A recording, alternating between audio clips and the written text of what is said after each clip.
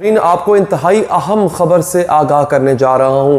आपने नाम सुना होगा सलमान रुश्दी का। शायद ही कोई पाकिस्तानी ऐसा हो जिसको इस मलऊन का नाम ना पता हो। एक ऐसा शख्स जो कि तौहीन कुरान, तौहीन इस्लाम और सबसे बढ़ के तौहीन रिसालत कर चुका हुआ है। इस वक्त वो ज़िंदगी और मौत की कशमकश में है। एक जगह पे मैं अभी आपको उसकी डिटेल बताने जा रहा हूँ खबर की। उसको जो है नाजरीन, उसको बाकायदा चाकू से वार करके कत्ल करने की कोशिश की गई है।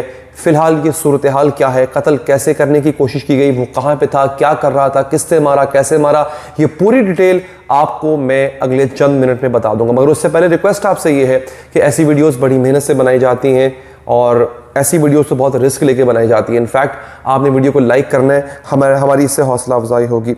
अच्छा, तो नाज़रीन हुआ ये है, ये एक सलमान रुश्दी जो लोग नहीं भी जानते, मतलब कुछ अभी आज के नौजवान जो है 18-20 साल के, उनको नहीं पता इसका। ये एक इंडियन बॉर्न राइटर है, भारती नैयाद, और इसको पहले भी जो है वो मौत की धमकियां मिलती रही थी। बल्कि इसके खिलाफ तो भारत के उलमा ने और फिर बाद में पाकिस्तान के उलमा ने कत्ल का फतवा भी जारी कर रखा है।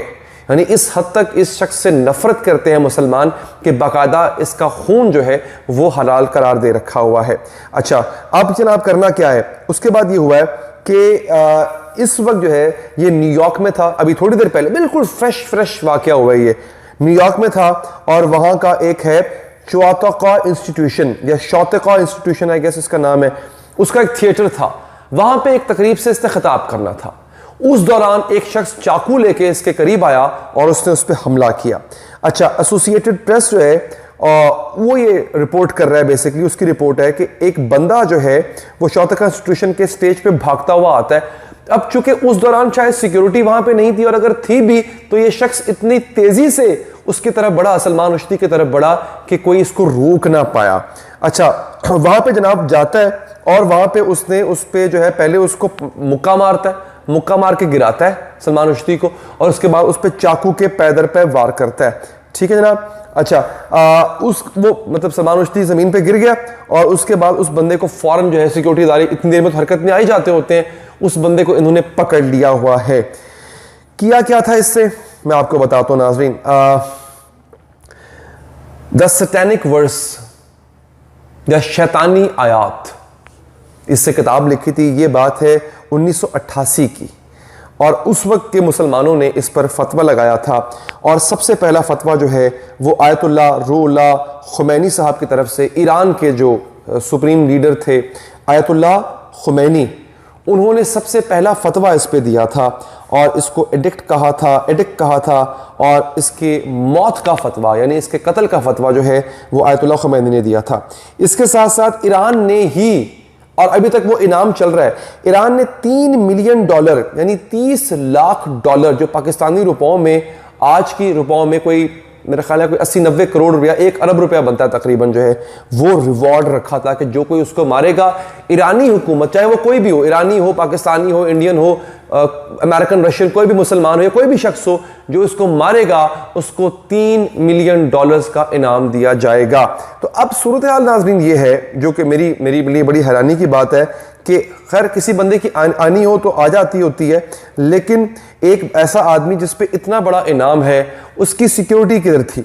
यानी ये बड़ी हैरानी की बात है कि उसकी सिक्योरिटी जो है वो कहाँ थी और उस वक्त उसको फौरन जो है वो क्यों नहीं बचाया गया। इस वक्त मेरे सामने लैपटॉप ये खुला हुआ है नाज़रीन, और मैं इसकी वो फुटेज खुद तो देख सकता हूं, मैं आपको यहां पे नहीं दिखा सकता। मैं अपने ट्विटर हैंडल पे उसकी फुटेज लगा दूंगा, आप जाके देख लीजिएगा। वो यूट्यूब के कुछ प्रॉब्लम्स होते हैं। अब मैंने अपने सामने कुछ अखबारात भी निकाल लिए हैं, और उन अखबारात में भी जो है मैं वो तस्वीर देख रहा हूं कि जहां पे सलमान रुश्दी जमीन पे लेटा हुआ है। उस बंदे को जिसने हमला किया उसको अथॉरिटीज ने पकड़ा हुआ है, और अभी इसने स्पीच शुरू करनी थी। इसकी स्पीच यहाँ पे शेड्यूल थी और शौतका में, और इसने अभी स्पीच शुरू करना थी।